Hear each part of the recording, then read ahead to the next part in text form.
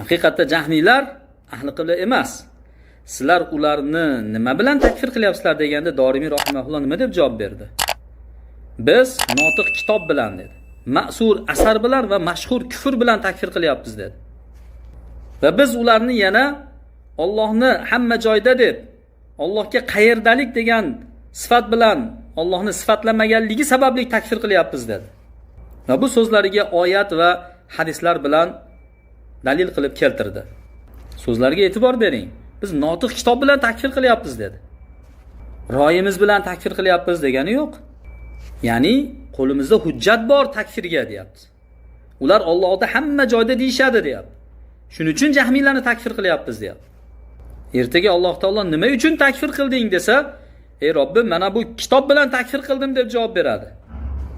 Ar-Rahmanu alal arshi istava degan oyat bilan takfir qildim deb javob beradi. Sizlar nima deb javob berasizlar? Zindiqlar orasida yashayotganligi uchun ko'pchilikka qo'shib takfir qildim deysizmi? Rasululloh sallallohu alayhi vasallam agar kishi birodariga ey kofir desa, kufr ikkalasidan bittasiga qaytadi dedi. Siz kufrini ko'rmagan, zindiqligini ko'rmagan, balki islomini ko'rib turgan odamsiz, jahmiy desangiz. Agar u jahmiy bo'lmasa, kufr kimga qaytadi? Ha? Namoz o'qiyotgan odam kufrini ko'rmadingiz. Namozdan keyin uni imtihon qilib ko'rdingiz. Qilib ko'rsangiz siz bilan aqidasi bir xil ekan. Yoki siz bilan bir xil bo'lmasa ham, Nabiy sallallohu alayhi vasallam aytgan 72 ta toifaning ichidan bittasi ekan. Musulmon toifa ekan. Uzr, sizni bilmasdan jahmiy deb qo'yibman deysizmi?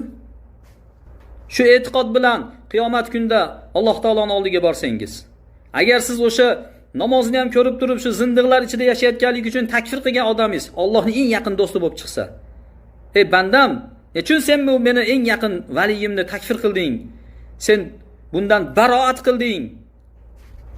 Sen buni do'st tutmading desa, nima deysiz? Shu ko'pchilik ichida takfir qilibman deysizmi? Imom Shofiyning shu istifoza degan hukmi bor edi, o'shin bilan kufr tarqagan joyda hamma odam kofir bo'ladi deb o'ylabman deysizmi? Ammo u odam haqiqatda kofir, jahmiy bo'lib chiqsa, biz aytamizki, ey Robbim, Rasuling shunday hukm qilgandi, zohir bilan hukm qilgandi, ashoblaring zohir bilan hukm qilgandi.